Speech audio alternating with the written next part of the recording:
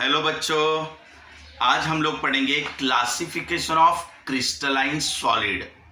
बेटा हम लोग सॉलिड स्टेट चैप्टर पढ़ रहे हैं फिजिकल केमिस्ट्री का। ठीक है, उसमें बोर्ड एग्जाम में आपको एक क्वेश्चन आ सकता है कि आप क्लासिफिकेशन करके बताओ क्रिस्टलाइन सॉलिड का। ठीक है, या तो फिर एंट्रेंस एग्जाम में इनके ऊपर ऑब्जेक्टिव क्वेश्चन आएंगे। एक चीज मुझे बताओ, सॉलिड को कितने कैटेगरी में हमने डिवाइड किया था? दो कैटेगरी में मेनली। एक था आपका क्रिस्टलाइन सॉलिड, एक था आपका अमॉर्फस सॉलिड। बेटा क्रिस्टलाइन सॉलिड यानी क्या और अमॉर्फस सॉलिड यानी क्या, ये आपको पहले ही पता है। क्रिस्टलाइन सॉलिड यानी क्या? जिसमें एटम्स एक प्रॉपर सीक्वेंस में अरेंज होते हैं। जैसे हमने कोई भी ऐसा प्रॉपर अरेंजमेंट ले लिया, सो ये प्रॉपर कोई भी एक अरेंजमेंट होगा, ये ऐसा, तो ये हो गया आपका क्रिस्टलाइन सॉलिड, यानी जिसमें एटम्स एक फिक्स पैटर्न में अरेंज है। ठीक है, उनका एक melting point, boiling point fix है। बट अमॉर्फस सॉलिड यानी क्या? जिसमें एटम्स कोई फिक्स पैटर्न में नहीं है। जैसे मैंने ये वाला क्रिस्टल ले लिया और ये क्रिस्टल ले लिया, इसमें देखो आप एटम्स, यहां पर दो एटम है, फिर गैप आ गई, फिर एक एटम है, यहाँ पे एक एटम है, फिर गैप आ गई, फिर दो एटम है, फिर गैप आ गई। यहाँ पे एटम्स कोई प्रॉपर सीक्वेंस या प्रॉपर ऑर्डर में अरेंज नहीं होते हैं। ये आपका अमॉर्फस सॉलिड, ये कहीं से भी कैसे भी ब्रेक हो जाता, इसका कोई भी fix melting point, boiling point नहीं होता।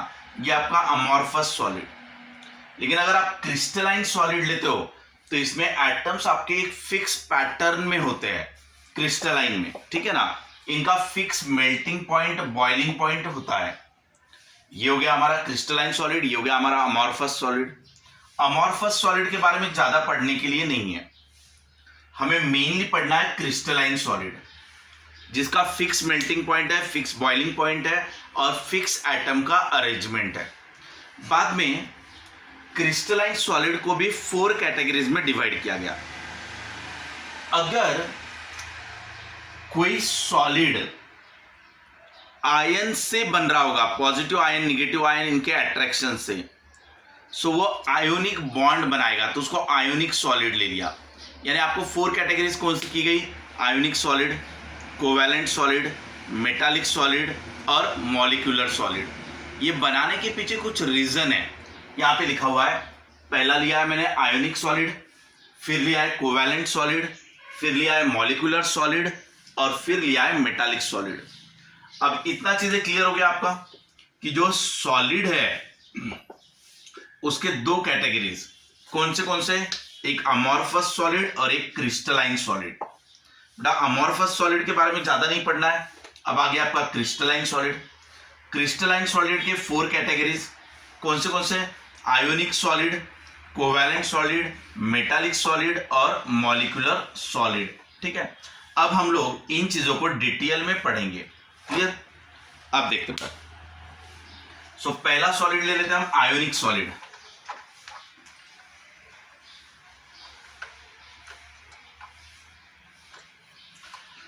अगर हमने कोई NaCl मॉलिक्यूल लिया, अब बेटा NaCl में बॉन्ड कैसे बनता है? सोडियम यानी क्या? इसका एटॉमिक नंबर है 11, इसका इलेक्ट्रॉनिक कॉन्फ़िगरेशन क्या है बेटा? 281। सो बराबर इसके आउटर मोस्ट ऑर्बिट में सिर्फ एक इलेक्ट्रॉन है, सो ये एक इलेक्ट्रॉन को इजीली लूज कर देगा। अगर ये एक इलेक्ट्रॉन को इजीली छोड़ देगा तो Na क्या बन जाएगा आपका? Na पॉजिटिव आयन बन जाएगा ये इलेक्ट्रॉन देने के बाद। वही अगर आप क्लोरीन लेते हो, सो क्लोरीन का एटॉमिक नंबर कितना है? 17। इसका इलेक्ट्रॉनिक कॉन्फ़िगरेशन क्या है? 287। तो बेटा इसके पास 7 इलेक्ट्रॉन है आउटर मोस्ट ऑर्बिट में, तो इलेक्ट्रॉन ये एक्सेप्ट करेगा, लूज नहीं करेगा, तो आपका Cl जो है वो Cl निगेटिव बनेगा।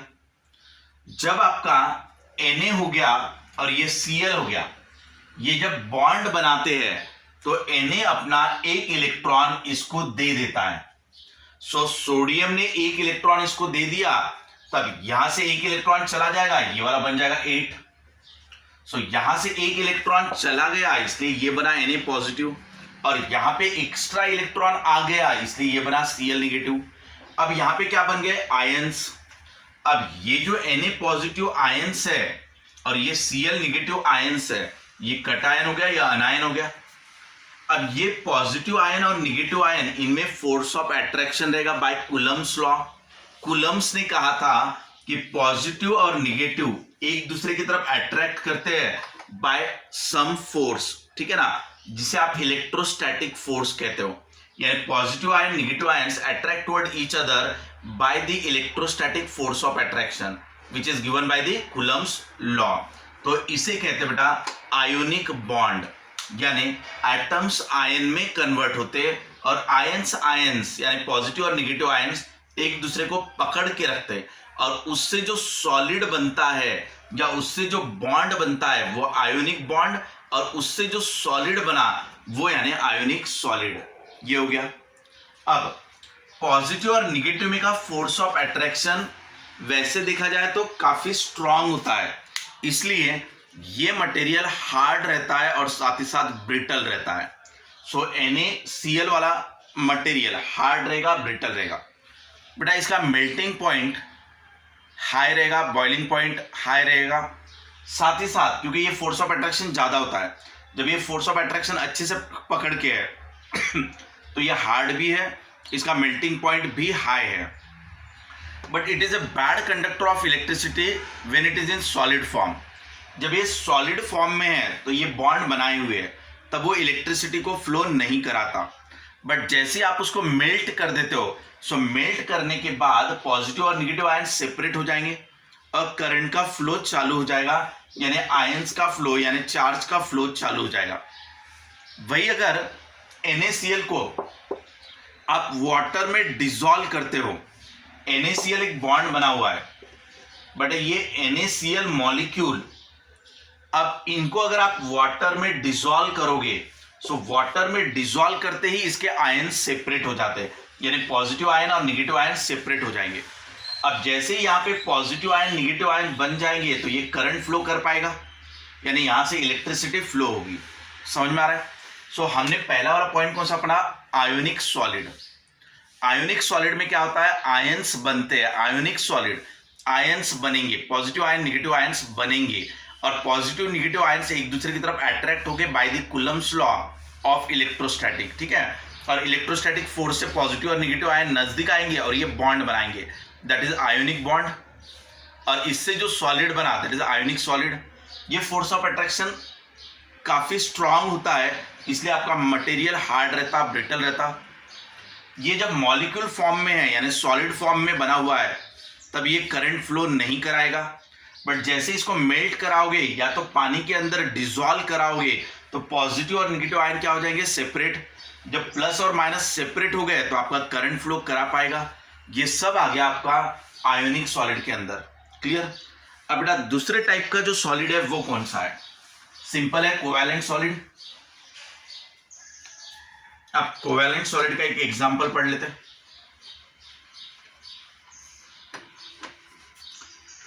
जैसे बेटा H2 मॉलिक्यूल ले लिया, Cl2 मॉलिक्यूल ले लिया या HCl ले लिया या H2O ले लिया, इनमें हम लोग ले सकते हैं।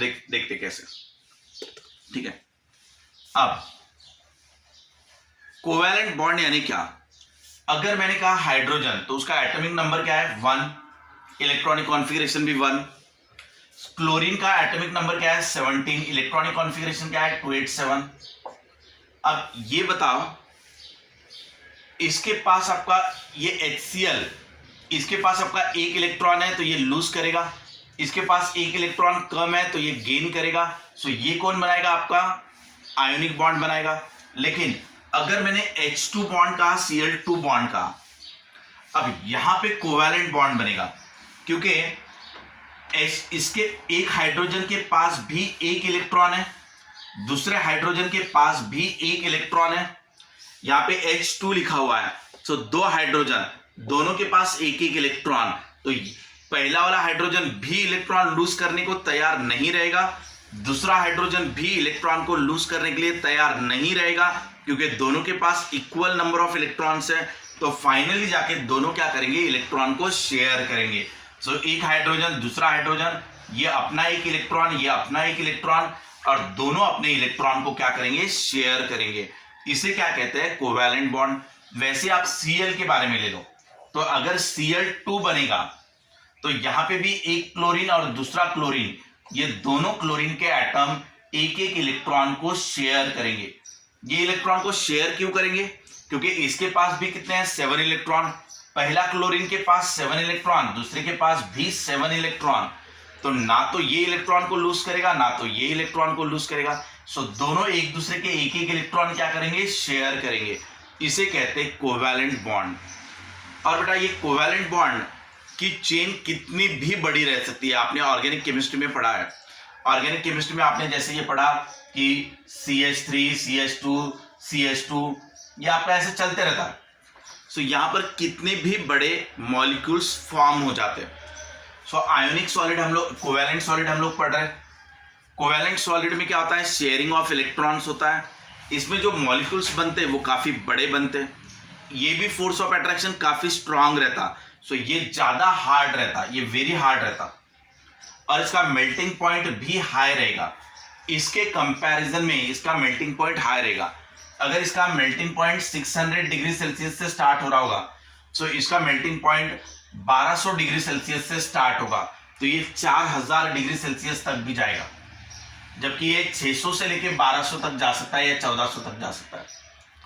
सो इसका आयोनिक का मेल्टिंग पॉइंट कम है, उससे ज्यादा आपका कोवैलेंट सॉलिड का है। बेटा ये भी, इसकी भी इलेक्ट्रिकल कंडक्टिविटी कम है, ये भी पुअर कंडक्टर ऑफ इलेक्ट्रिसिटी है। ठीक है, इसके बाद ये कोवैलेंट सॉलिड हो गया आपका।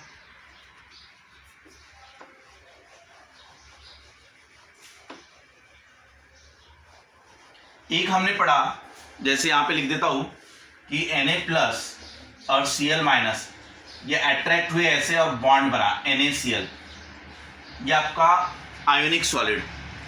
कोवैलेंट सॉलिड में क्या हुआ? जैसे Cl और ये Cl, ये दोनों ने इलेक्ट्रॉन को क्या किया? शेयर किया। सो ये बन गया आपका Cl2 ऐसे। अब हम लोग पढ़ रहे बेटा मॉलिक्यूलर सॉलिड। ठीक है ना, मॉलिक्यूलर सॉलिड यानी क्या? जैसे HCl ले लिया। अब ये तुम्हारा HCl मॉलिक्यूल है। अब H क्या रहता? पॉजिटिव, Cl क्या रहता? निगेटिव। आपका H2O ले लो, ये बेटा डाइपोल बनाते। अब पोलर मॉलिक्यूल और नॉन पोलर मॉलिक्यूल, हमारा मॉलिक्यूलर सॉलिड में हमने डाइपोल का फोर्स, हाइड्रोजन का फोर्स लिया हुआ है। अब बेटा अगर हमने कोई Cl2 मॉलिक्यूल लिया मान लो, सो Cl2 मॉलिक्यूल में क्या होता कि पॉजिटिव आयंस और निगेटिव आयन का कॉन्सेंट्रेशन एक दूसरे पे ओवरलैप होता। Cl2 मॉलिक्यूल में जितने पॉजिटिव आयंस होंगे उन सब का कॉन्सेंट्रेशन यहां पे है मान लो। Cl2 मॉलिक्यूल में जितने भी इलेक्ट्रॉन है उन सब का कॉन्सेंट्रेशन यहां पर है मान लो। तो बेटा ऐसे मॉलिक्यूल को नॉन पोलर मॉलिक्यूल कहते हैं, जिनमें पॉजिटिव आयंस का कॉन्सेंट्रेशन और निगेटिव आयन का कॉन्सेंट्रेशन एक ही जगह पर आता है। ये न्यूट्रल रहता है, ये नॉन पोलर मॉलिक्यूल रहता है। लेकिन अगर आपने पोलर मॉलिक्यूल लिया, तो पोलर मॉलिक्यूल में पॉजिटिव आयंस का कॉन्सेंट्रेशन और निगेटिव आयंस का कॉन्सेंट्रेशन ये थोड़े से अलग अलग डिस्टेंस पे होते हैं, इन्हें पोलर मॉलिक्यूल कहते हैं। जैसे ये H2O का एक पोलर मॉलिक्यूल हो गया। मैंने दो चीजें बताया आपको, एक पोलर मॉलिक्यूल, एक नॉन पोलर मॉलिक्यूल। कोई भी मॉलिक्यूल रहने दो, उन सभी के पॉजिटिव आयंस का कॉन्सेंट्रेशन यहां आ गया मान लो। कोई भी मॉलिक्यूल रहने दो, उसमें के सभी इलेक्ट्रॉन का भी कॉन्सेंट्रेशन यहीं पे आ गया मान लो। तो सभी पॉजिटिव और सभी निगेटिव का कॉन्सेंट्रेशन एक ही जगह पे आ गया, सो ये न्यूट्रल बन गया, सो ये नॉन पोलर मॉलिक्यूल बन गया। लेकिन कुछ मॉलिक्यूल होते हैं जिनमें पॉजिटिव आयंस का कॉन्सेंट्रेशन और निगेटिव आयन का कॉन्सेंट्रेशन थोड़े से डिस्टेंस पे आ जाते, तो ये डाइपोल बना लेता, तो ये पोलर मॉलिक्यूल हो गया। सो ऐसा एक पोलर मॉलिक्यूल। अब ये दूसरा पोलर मॉलिक्यूल,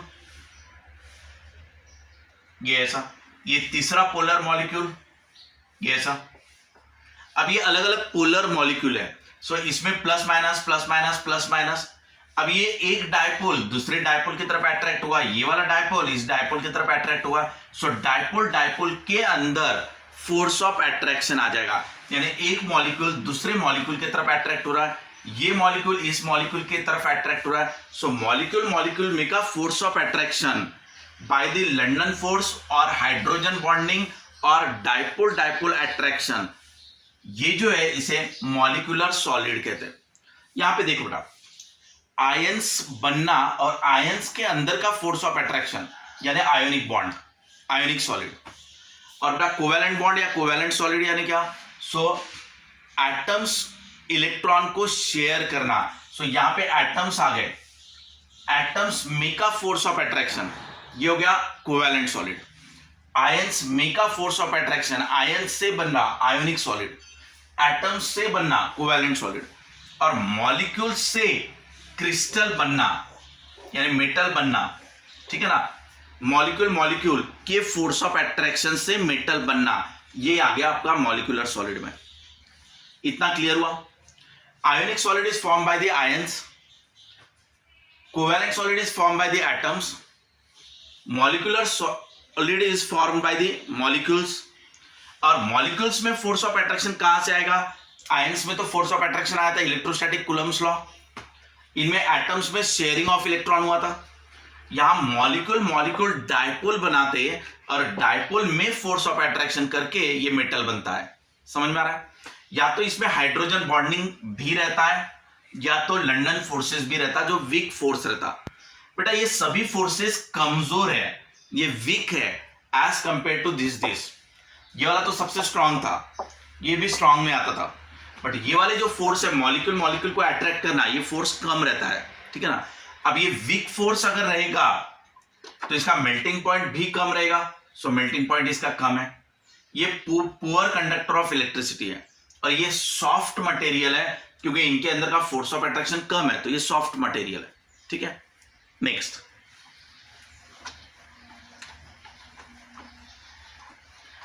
अब ले लेते बेटा मेटालिक सॉलिड। अब ये मेटालिक सॉलिड क्या है? जैसे मान लो कोई भी एक आयंस ले लेते हैं हम लोग, Mg++। अब ये Mg++ आयन हुआ, मेटालिक आयन हुआ। अब ये आयन नहीं, यहाँ पे इलेक्ट्रॉन ऐसे लूज किए, मान लो अगर मैंने Na लिया, Mg लिया, एल्यूमिनियम लिया, अब ये क्या करेगा? Na पॉजिटिव बनाएगा प्लस इलेक्ट्रॉन को लूज करेगा। Mg क्या करेगा? Mg++ बनेगा और 2 इलेक्ट्रॉन को लूज करेगा। एल्यूमिनियम क्या करेगा? Al++ बनाएगा और 3 इलेक्ट्रॉन को लूज करेगा। इसका एटॉमिक नंबर 11 होता है, इसका एटॉमिक नंबर 12, इसका 13। इसके पास 1 इलेक्ट्रॉन रहता है आउटर मोस्ट ऑर्बिट में, इसमें 2 रहते हैं, इसमें 3 रहते हैं। तो ये 1 इलेक्ट्रॉन लूज करेगा, ये 2 इलेक्ट्रॉन लूज करेगा, ये 3 इलेक्ट्रॉन लूज करेगा, और ये क्या बनेंगे? पॉजिटिव आयंस यानी कटायंस। अब ये पॉजिटिव आयंस जो रहेंगे यानी मेटल के पॉजिटिव आयंस, ये मेटल के पॉजिटिव आयंस ऐसे फ्लो होते रहते हैं यहां पर, ये मेटल के पॉजिटिव आयंस, और इन्होंने जो इलेक्ट्रॉन लूज किए वो इलेक्ट्रॉन्स यहां पे रहते हैं ऐसे। ये डीलोकलाइज्ड इलेक्ट्रॉन यानी ये अपने लोकेशन को छोड़ के बाहर आ जाते, यानी ये जो मेटल्स है ये अपने इलेक्ट्रॉन को, आउटर मोस्ट इलेक्ट्रॉन को लूज कर देते, या तो ये इलेक्ट्रॉन्स यहां पे ऐसे पूरे घूमते रहते। तो ये क्या हुआ? सी ऑफ इलेक्ट्रॉन्स, ये पूरे इलेक्ट्रॉन्स का समंदर बन गया। यहां पे बहुत से इलेक्ट्रॉन्स है और अंदर अंदर क्या बचे? पॉजिटिव आयंस बचे। अब ये पॉजिटिव आयन जो है ये आजू बाजू से इलेक्ट्रॉन से घिरा हुआ है पूरा, ये पॉजिटिव आयन आजू बाजू से इलेक्ट्रॉन से घिरा हुआ है, और इनके वजह से जो बॉन्ड बन रहा है और उसके वजह से जो मेटल फॉर्म हो रहा है उसको आपको मेटालिक सॉलिड कहा जाता। सो मेटालिक सॉलिड यानी क्या?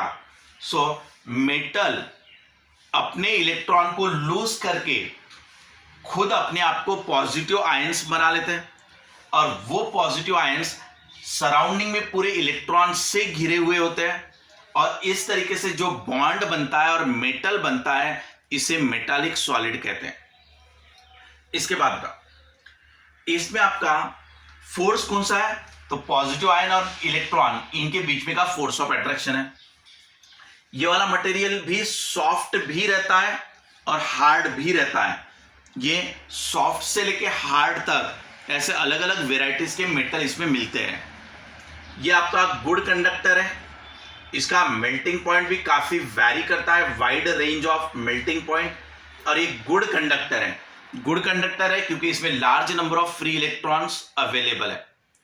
बेटा ये करंट को फ्लो नहीं करा रहा था, बट जब डिसॉल्व किया तब करा रहा था। ये भी पुअर कंडक्टर है, ये भी पुअर कंडक्टर है, लेकिन ये गुड कंडक्टर है। ये वाला गुड कंडक्टर क्यों है? क्योंकि इसमें फ्री इलेक्ट्रॉन्स अवेलेबल है, बाकी जगह पे फ्री इलेक्ट्रॉन्स अवेलेबल नहीं है। अब आप देख लेना, एकदम आसान है। अगर आपको ये क्वेश्चन पूछा जाए क्लासिफिकेशन ऑफ क्रिस्टलाइन सॉलिड, तो बेटा क्लासिफिकेशन ऑफ क्रिस्टलाइन सॉलिड का, अमॉर्फस नहीं कहा। अमॉर्फस की पढ़ाई आपको नहीं है, ठीक है ना। तो क्रिस्टलाइन सॉलिड का क्लासिफिकेशन, कितने टाइप्स है उसके? Ionic solid, covalent solid, metallic solid और मॉलिक्यूलर सॉलिड। आपको ये पता होता है आयोनिक बॉन्ड, कोवैलेंट बॉन्ड। सो आयोनिक सॉलिड, कोवैलेंट सॉलिड, फिर मेटालिक और मॉलिक्यूलर, ऐसे ले लो। ये किससे बनता है? आयंस, यहाँ एटम्स, यहाँ पर मॉलिक्यूल्स, और यहाँ पे ions in a sea of electron. Electrons के अंदर आयंस, पॉजिटिव आयंस, ठीक है। तो आपको चारों समझ में आ गया। यहाँ पे क्या था बेटा बताओ? आयोनिक बॉन्ड में ions make a force of attraction, यहाँ पे atoms make a force of attraction, यहाँ molecule make a force of attraction, और यहाँ पर पॉजिटिव आयंस का डीलोकलाइज इलेक्ट्रॉन के साथ का फोर्स ऑफ अट्रैक्शन। समझ में आ गया? ये वाला मटेरियल क्या रहता है? हार्ड, ये सबसे ज्यादा हार्ड रहेगा। आयोनिक बॉन्ड भी स्ट्रांग होता है, तो इसलिए इसका मटेरियल हार्ड रहता है। और जब ये मेटालिक कंडीशन में है, सॉलिड कंडीशन में है, तो ये बैड कंडक्टर या पुअर कंडक्टर ऑफ इलेक्ट्रिसिटी है। लेकिन जैसे इसको मेल्ट करोगे या डिसॉल्व इन वाटर करोगे, तो ये आयन सेपरेट हो जाएंगे, करंट स्टार्ट हो जाएगा। इसमें कोवैलेंट बॉन्ड तो काफी स्ट्रांग रहता है, ये बड़े बड़े मॉलिक्यूल्स बनाता है। ऑर्गेनिक कंपाउंड्स जितने भी है, ऑर्गेनिक कंपाउंड्स बड़े बड़े मॉलिक्यूल्स रहते हैं। ये सभी मॉलिक्यूल स्ट्रांग रहते हैं, हार्ड रहते हैं, इनका मेल्टिंग पॉइंट ज्यादा रहता, ये भी पुअर कंडक्टर ऑफ इलेक्ट्रिसिटी रहता। मॉलिक्यूलर सॉलिड, मॉलिक्यूल को अट्रैक्ट करना, इनमें फोर्स कौन सा रहता है? डायपोल का force of attraction, London forces, यानी कमजोर रहता है, ये वीक फोर्स रहता मॉलिक्यूल में का। और ये हाइड्रोजन बॉन्डिंग, ये मटेरियल सॉफ्ट रहता, इसका मेल्टिंग पॉइंट लो रहेगा, ये भी poor conductor of electricity and heat.